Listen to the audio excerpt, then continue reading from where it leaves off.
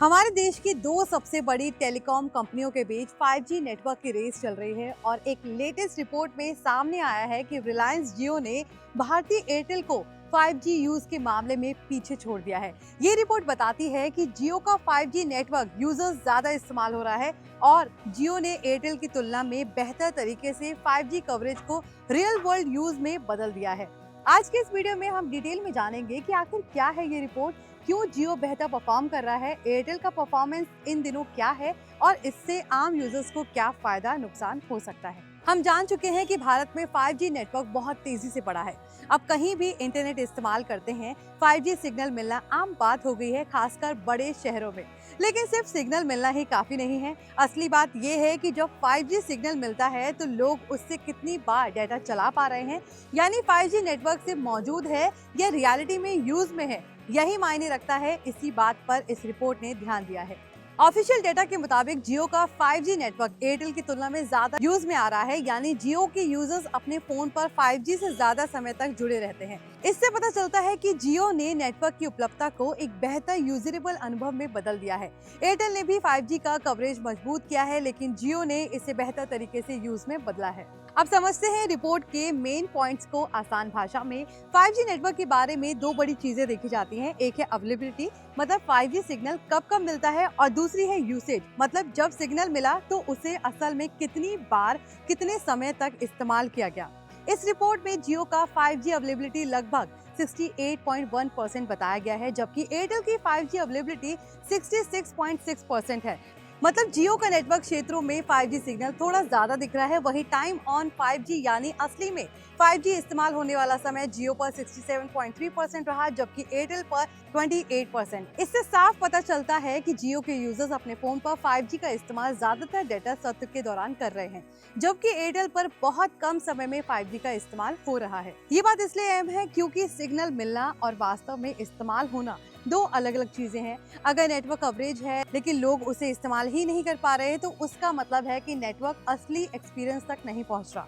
लेकिन जियो ने दिखाया कि 5G अवेलेबिलिटी होने पर उसके ग्राहक 5G का इस्तेमाल ज्यादा कर रहे हैं। अब सवाल ये है कि ये फर्क क्यों आया। रिपोर्ट में बताया गया कि इसका बड़ा कारण जियो के 5G नेटवर्क की टेक्नोलॉजी है।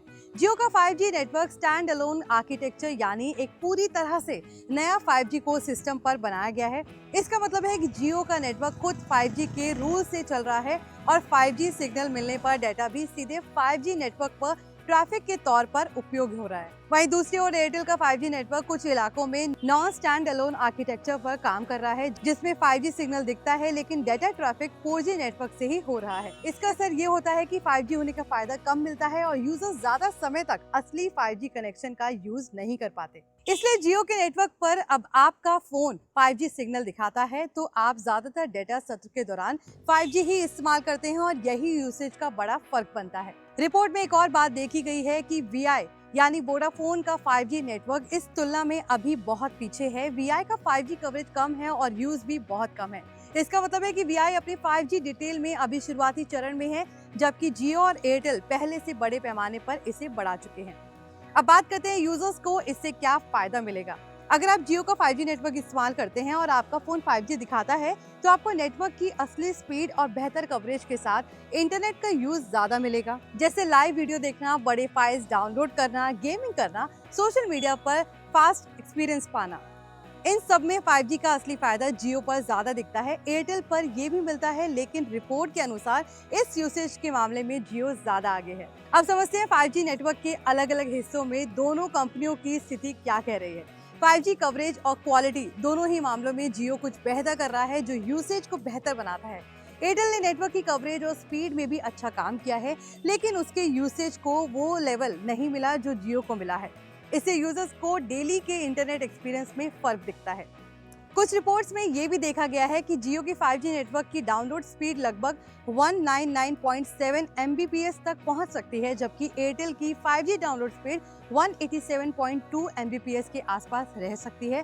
VI का नेटवर्क इससे कम रफ्तार में है। ये डाउनलोड स्पीड 5G की असली इस्तेमाल में मदद करती है, क्योंकि जितनी तेजी से डाउनलोड स्पीड होगी आपको फाइल जल्दी मिलेंगी, हाई डेफिनेशन वीडियो बिना रुके चलेंगे और सोशल मीडिया का एक्सपीरियंस और स्मूथ होगा। तो देखा आपने कि जियो, VI और एयरटेल के बीच 5G नेटवर्क का डिफरेंस कितना ज़्यादा है। अगर आपको ये वीडियो अच्छा लगा हो तो लाइक शेयर ज़रूर करें। बाकी की टेक वीडियोज़ के लिए देखते रहिए NBT tech on the go.